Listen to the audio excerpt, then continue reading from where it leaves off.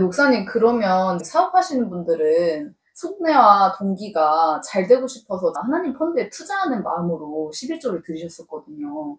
사실 막 매출액의 10분의 1 드리라는 목사님들도 많으신데 빚더미에 앉아 있거든요. 그러면 안 드려도 되나요? 11조를 매출액의 10분의 1을 드리라는 목회자도 있다고 저도 얘기는 들었어요. 그렇지만 매출액이 수입은 아니잖아요.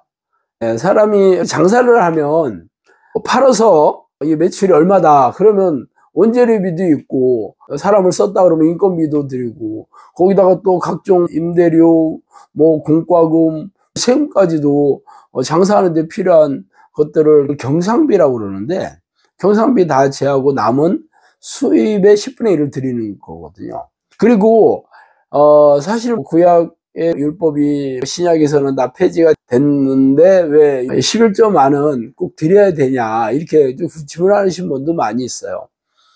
그런데 사실 11조는 하나님께서 모세를 통해서 말씀해 주신 그런 율법이 아니라 11조의 그 목적을 잘 아셔야 돼요. 원래 11조를 거둬들여서 쓰게 되는 목적은 세 가지였는데 가장 중요한 게 과부와 고아와 이방인들, 그러니까 극빈층들에 대한 구제로 썼고 또 하나는 레위인이나 제사장들은 따로 땅을 분배받지 못하기 때문에 수입이 없었어요. 그래서 하나님의 일을 하는 사람들을 위해서 생계비를 줬고 그리고 나서 이스라엘 그 성전에 절기들이 있어요. 명절이 있었을 때 그때 온 사람들에게 떡도 나눠주고 경비도 들어갔잖아요. 이렇게 썼다고요. 말하자면 11조를 요구하신 하나님의 뜻은 사실은 이 가난한 사람들에게 도와주라 구제 용도로 11조를 제정하신 거였거든요. 현대에서도 그러면 신약 시대에 들어왔다 하더라도 이 목적이 사라졌을 리가 없죠. 11조에 사용하는 사람들은 그렇게 안 하더라도 하나님께서 제정하신 것은 지켜야 되잖아요. 예수님도 11조에 대해서 당연히 신약 성경에서도 얘기하고 계시는데 바리새인과 서기관들과 유대인들에게 너희들이 박하와 근채와 운양 이게 약용식물이었는데 집에서 길러서 가족들이 이렇게 약용식물로 썼던 거였어요.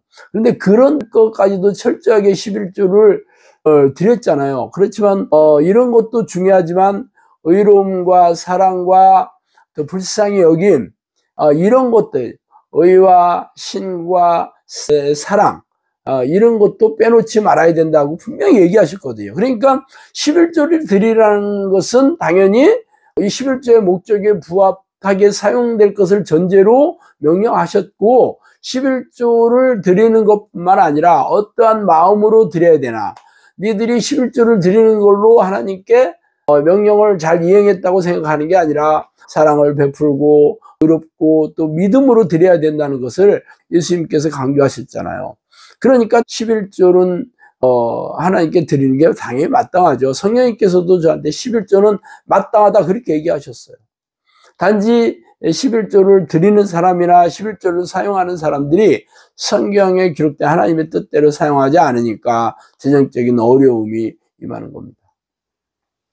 목사님, 11조가 성령님께서도 마땅하다고 하셨다고 하시는데 그러면 상황이 여의치도 않고 마음이 억지로인데도 해야 되나요? 많은 분들이 내가 빚이 많아가지고 빚더미에 있는데도 교회에서는 이건 하나님께서 명령하신 의무사항이니까 무슨 일이 있더라도 해야 된다 그렇게 얘기하시는 그런 교회도 많이 있다고 하더라고요. 그러면 하나님께서 원하시는 그런 원칙이 뭐냐면 자발적으로 기쁜 마음으로 드리는 겁니다. 그러면 내가 빚이 많거나 아니면 진짜 드리고 싶은 생각이 없어. 뭐 수입도 뭐 별로 없지만 설령 있다 그래도 나는 신앙이 약해가지고 믿음이 약해서 나는 드릴 생각이 전혀 없는데 억지로 드리냐 이렇게 물어보는 사람 많잖아요. 그럼 억지로 드렸다고 해서 하나님 기뻐하시냐? 저는 그렇지 않습니다. 사실 이 문제는 교회에서 강요하는 분위기를 많이 만들어서 결국 교회를 떠나게 하는 교인들이 아예 신앙을 버리고 하나님을 떠나게 하는 그 원인을 많이 제공하고 있습니다. 그럼 하나님 입장에서 볼 때는 빚이 있더라도 내가 진짜 마땅히 나는 하나님께 먼저 드린다. 그 기쁜 마음으로 드리는 거 하나님 싫어하시겠어요? 아무리 빚이 있더라도 나는 드린다 하는 거 기뻐하시겠지. 그렇지만 내가 빚이 있어서 나는 삶이 너무 고단하고 힘들어서 못 드리겠다고 하는 것도 억지로 드리라고 하시지 않습니다. 그럼 먼저 내가 기도와 말씀으로 하나님께서 11조뿐만 아니라 하나님의 뜻을 내가 행하고자 하는 그런 믿음이 먼저 나한테 주어져야 되는 거죠. 그게 없는데도 무조건 신앙의 의문사항이라고 강조한다면 이거는 인생의 짐 위에 신앙의 짐을 지고 비틀거리다가 괴로워하다가 고통스러워하다가 지옥에 가는 거죠. 이거는 사실 성경적이지도 아니고 하나님도 원하시는 게 아닙니다. 그래서 먼저 내가 그런 마음을 달라고 기도해야 되겠고, 실제적으로 기도와 말씀으로 하나님을 만나면 하나님께서 그런 마음도 주시고 삶도 해결해 주시고 재정적인 문제도 풀어주시죠. 이런 거 없이 무조건 헌금 열심히 내라, 11조 무조건 내야 된다, 봉사 목사 말 잘 드려야 된다, 이런 것들 때문에 교회 가면 자유가 없고 늘 신앙생활 하는 게 힘들고 어렵다고 하는 겁니다. 그래서 설령 내가 그런 마음이 없다고 그러면 먼저 기도와 말씀으로 기꺼이 자발적으로 기쁜 마음을 드리는 마음이 있을 때 드려야 되는 거예요.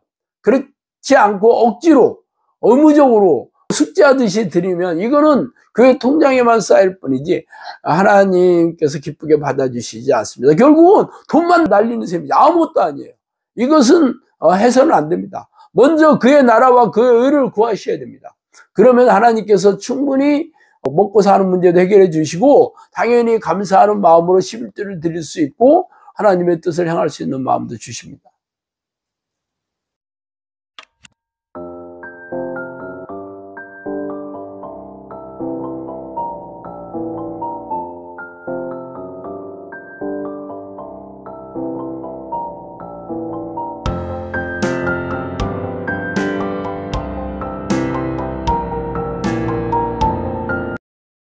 일요일이면 교회를 다녀와야 마음이 놓이며 교회를 다니고 있으니 나는 당연히 천국 간다고 막연한 믿음을 가지고 살아가는 수많은 크리스천들. 나도 그랬었다. 예수님은 육체의 사람에서 성령의 사람으로 다시 태어난 사람만이 천국에 들어가는 자격을 얻는다고 말씀하셨어요. 그리고 그 증거로 성령의 사람은 자신의 생각이나 계획대로 사는 것이 아니라 하나님의 음성을 듣고 하나님의 뜻을 따라 살게 되죠. 마치 바람이 제멋대로 부는 것 같이 성령으로 난 사람은 오직 성령께서 인도하시는 삶을 통해 증명됩니다.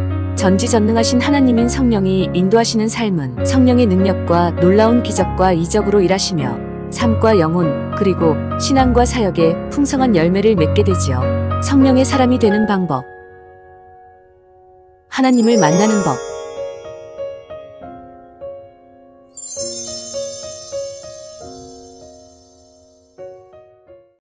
목사님, 11조의 정신은 계속해서 이어져야 된다. 네.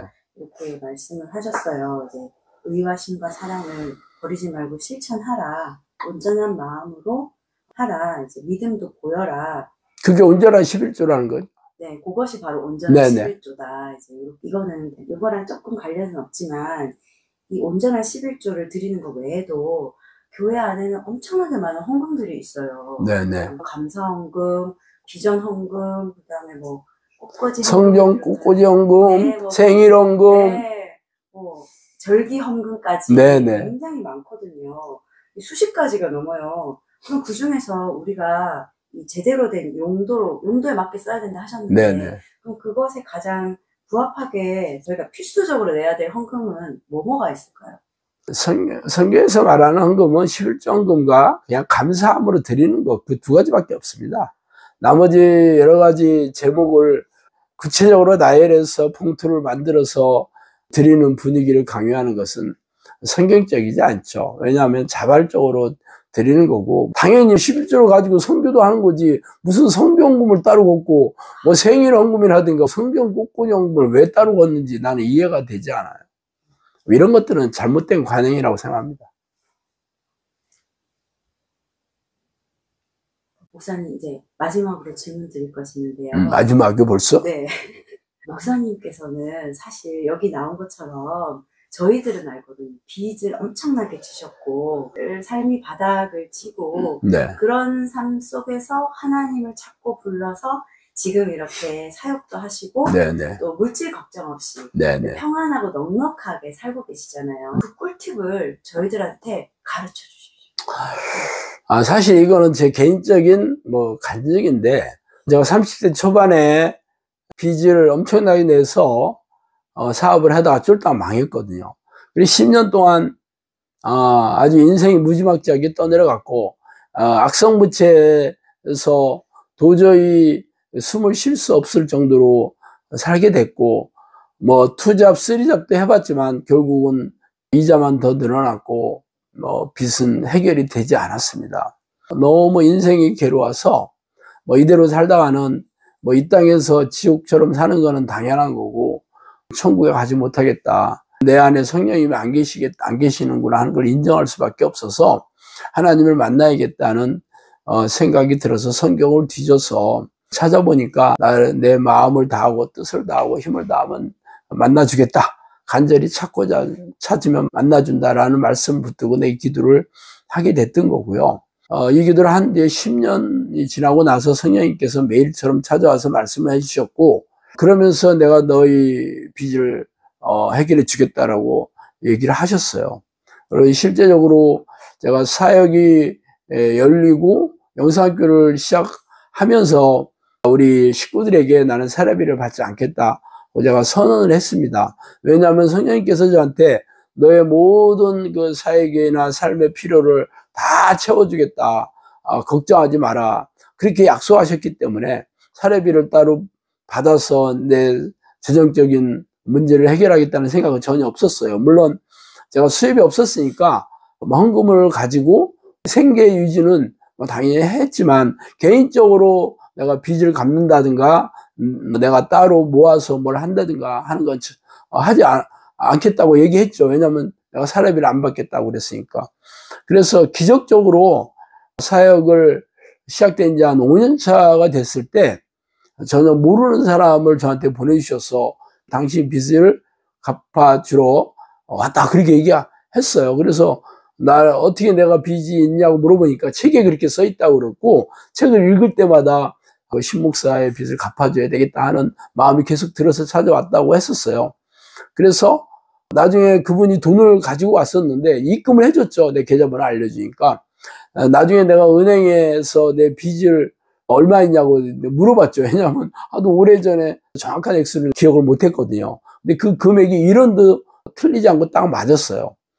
그리고 지금까지 사역을 9년 동안 했는데 헌금 봉투에 이름을 쓰지 말라고도 했고, 또 헌금을 당연히 강요하거나 이러지는 않았죠.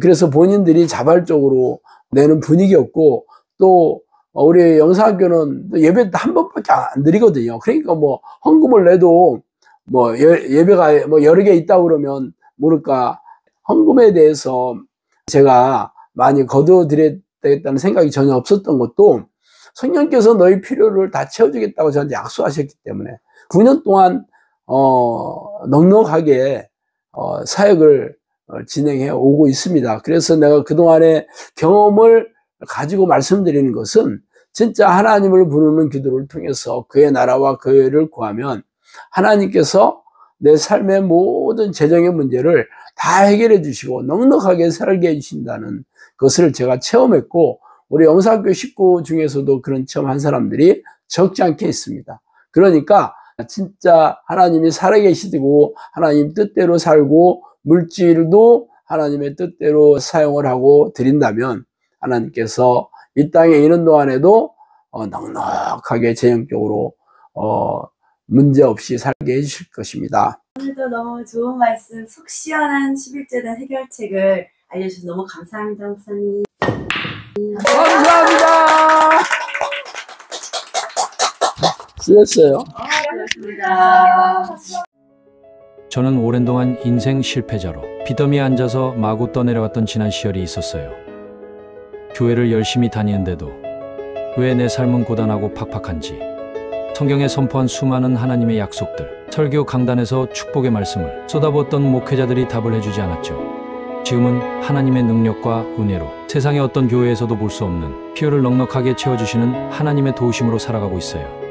인생이 불행과 고통에 휩싸여 앞으로 어떻게 살아가야 할지 모르겠다고 눈물이 앞을 가리신다면 하나님을 간절히 부르는 기도를 시작해보세요.